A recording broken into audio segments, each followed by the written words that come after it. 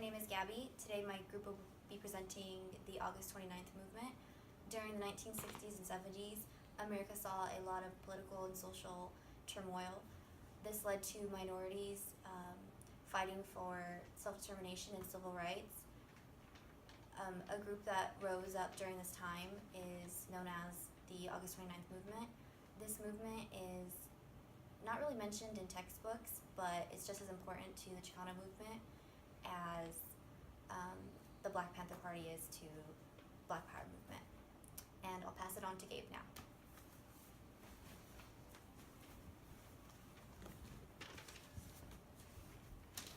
Hi, so today I'm going to be focusing on the origins prior to 1974. I'm going to be focusing on four groups, but then I'm going to talk about where they got their name from, the August 29th movement. So August 29th, 1970, the Chicano Moratorium. These were a group of Chicanos that essentially were protesting against the war in Vietnam because there was a disproportion of Chicanos dying and they didn't like that. And so that's where they get their name from. The first group that I'm going to talk about is the La Raza Workers Collective. Thousands of Chicanos were involved. They worked with the Black Panther Party and the Brown Berets. They wanted to give a strong political leadership to the laborers' union. The next group I'm going to talk about is the August 29th Collective of Los Angeles. This is completely different than the August 29th movement. So this movement traces its roots back to the Brown Berets. A lot of the Brown Berets broke off and then they came and created this one. They developed a Congreso Obrero in 1973, which is an organization that allows Chicano workers to set up, to train on the job, fight national oppression, and study Marxism-Leninism. The next group I'm going to talk about is the East Labor Collective of Oakland, California. They developed mainly out of the La Raza Unidad Party. Their goals were to build up support for the Faraha strike. So 2,000 Chicano women workers were striking about low-paying jobs, long hours, no way for advancement, and they were against the war in Vietnam, and today they are known as the Oakland Workers Collective. And the final group I'm going to talk about is the Albuquerque Collective. This group was essentially just to study Marxism-Leninism, and it was primarily made up of college students in New Mexico. And I'll pass it on to Gabby again.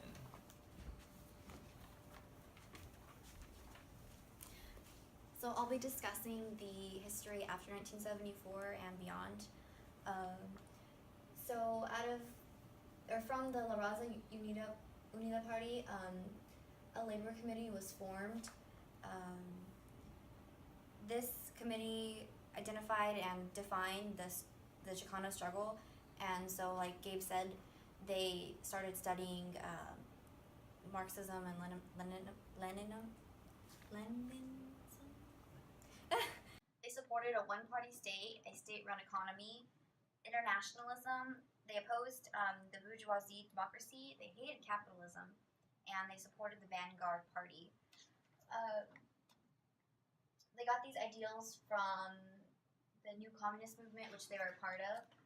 They were also inspired by the Russian Revolution of 1917, the Cuban Revolution, and the Chinese Revolution, and they wanted to create a multinational communist party.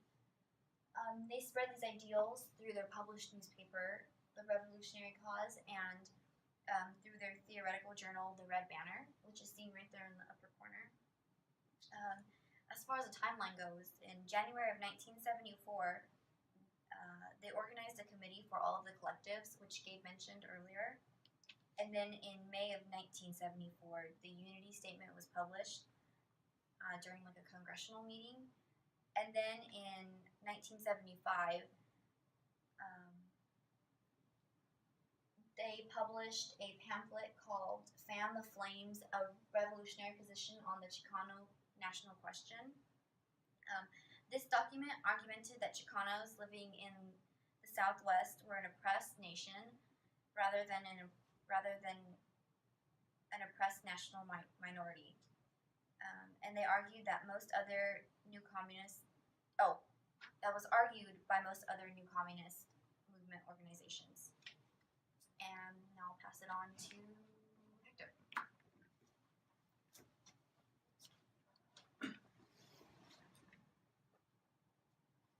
So this event stands out as a shining symbol of the willingness of the people to struggle against oppression and exploitation.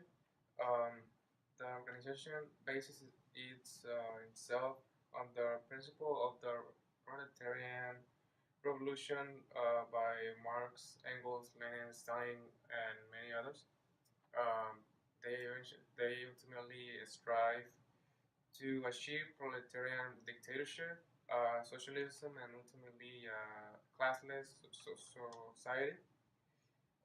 This can be only achieved through forging the unity and of the proletarian and the oppressed nationalities of this country and the armed overthrow of the existing bourgeois state.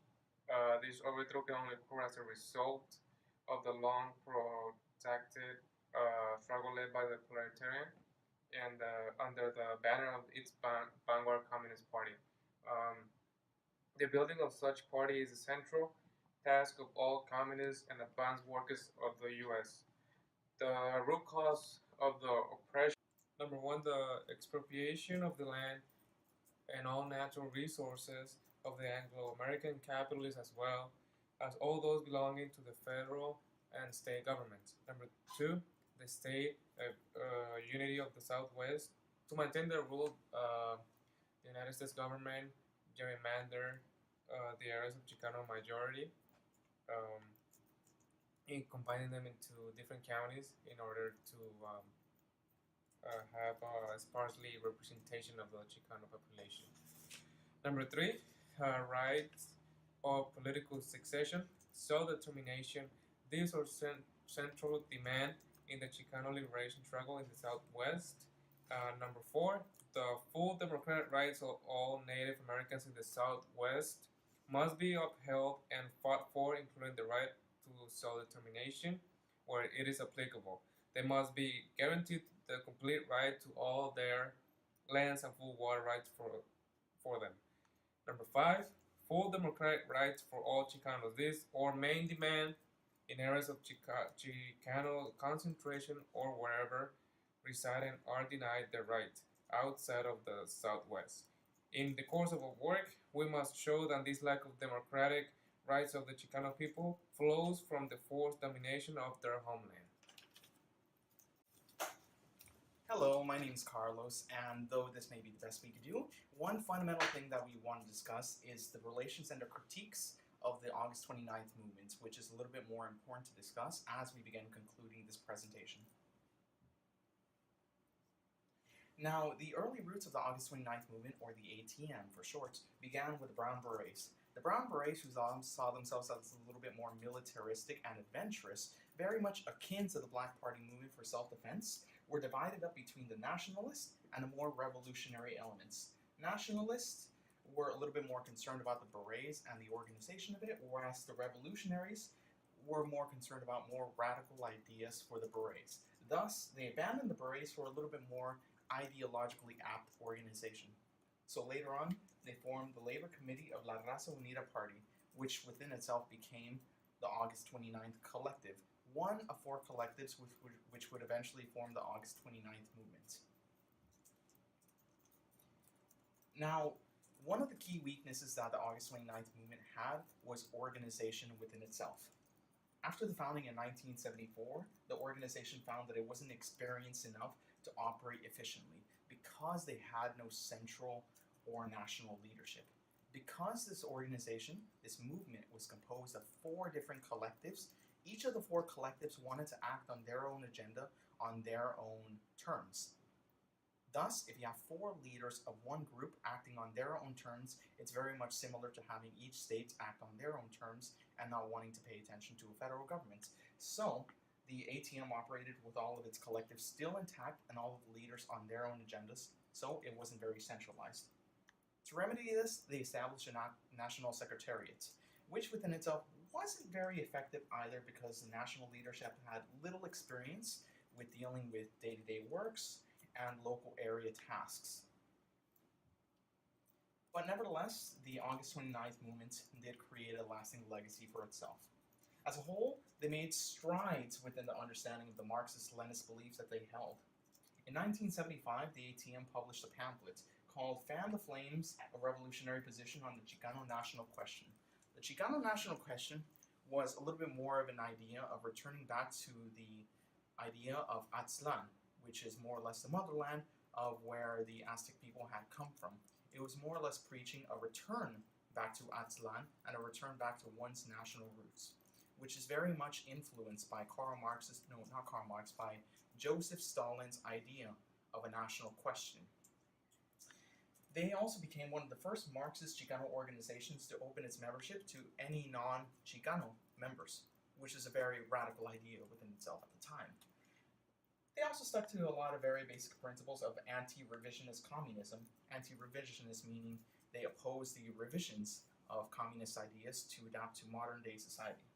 And in 1978, the ATM had eventually merged with another organization called I Warn Kuhn to form the League of Revolutionary Struggle, which kept its roots up until 1990. To this day, they are currently operating on different boundaries under very different names, but the ATM is still a sect and an organization that we remember today.